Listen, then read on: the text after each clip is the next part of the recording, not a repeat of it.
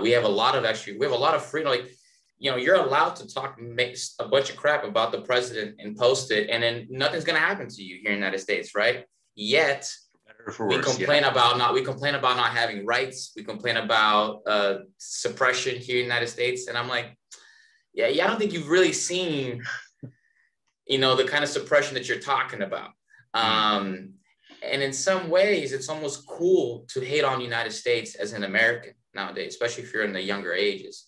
Why do you think that is? I what I mean, though? I definitely do. And so I guess my initial hesitation is I'm trying to suppress my inner Alex Jones and just start spouting off like on who it is. It's pure entertainment, man. And just how they're making the freaking frogs gay or something. But I guess when it comes down to it, what I see, the biggest tragedy of the American dream is the loss of critical institutions like education. We've ceded a lot of, and I think I see that as an American, as an America-loving American. If ever there was a group of patriots that could call themselves that, we have ceded a lot of critical territory to a group of people that see themselves as citizens of the world, and as globe-trotting, cosmopolitan urbanites, that they feel like they aren't so much loyal to the country that they benefit from, but more so from this vague, nebulous idea of being part of the global community, if you will. And for better for worse, that's it can be a pretty slippery slope, because you begin to lose sight of what makes local communities special, because you're almost automatically prioritizing what's super cool in some other city, in some other country, or whatever. And I think that you can strike a really good balance of being informed and being cultured while still appreciating the local beauty. In all my I guess in whatever little travel I've done in my life, and I've been to less than a dozen countries, but in that little travel that I have been able to witness, I'm continually just awestruck by the beauty of the American mainland. And there's so much space, and there's so much potential here. I still can feel that here in Utah, where people are kind of shifting away from the Silicon Valley solutionism, or the sort of the bug men ethos of just like constantly trying to plug it into another app. Like, people are trying to start businesses, but they're also still community oriented and stuff here in Utah. And if I could, I would try to export this anomaly to the rest of the U.S.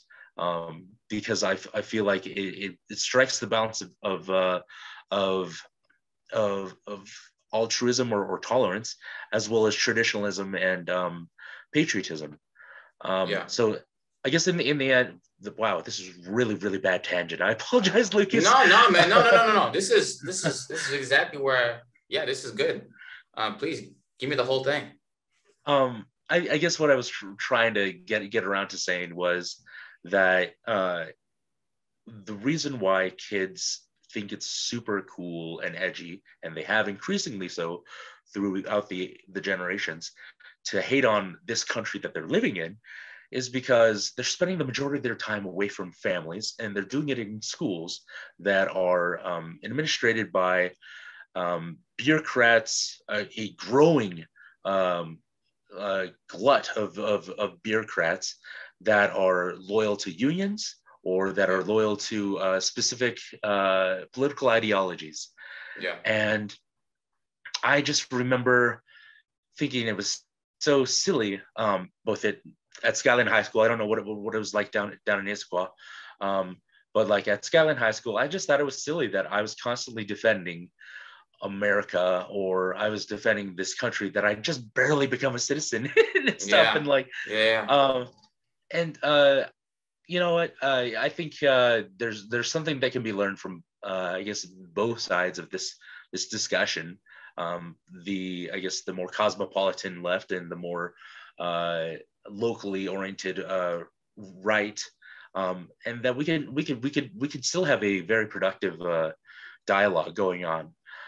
But it's not going to happen in really entrenched lands or territory, like in education, and that's probably half the problem, is that you can't have that dialogue when you have a teacher that's actively hostile to kids saying that they like where they're living. They have to be told that no, they hate it or something. I think that'd be a huge contributing factor in my eyes. Yeah, no. I think you nailed it. That's what I think is happening primarily, which is it's essentially this indoctrination camps. You know, you're not going there to get a degree, you're getting there to get an attitude. And so at the end of the day, it's, you know, you're posed with the perspective that you're going to get education, when really a lot of these teachers are just shoving down their own opinions.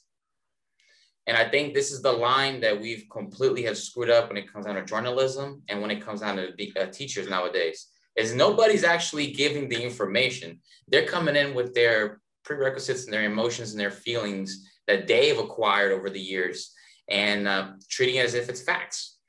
And so it's a dangerous one, because one, you end up creating a self-hating country, where we already know that if you were to apply that perspective to yourself as an individual, that's a self-destructive way of going about things, because, you know, there's not much progress that you can make if you're already starting at that level. You're starting at an angry place, you're looking for faults, and you're being highly emotional a lot of the times. Do you think that, I mean, it's known the majority of teachers are females in the school system. And it's also known the majority of females are also Democratic, more liberal. I personally noticed for a fact that that's what I was dealing with in school. All right, thanks for watching this clip from Appropriate Culture. If you want to watch the full episode, go ahead and check out us at appropriateculture.com. You can also check us out on social media platforms at Appropriate Culture. Like, subscribe, and we'll see you guys on the next one.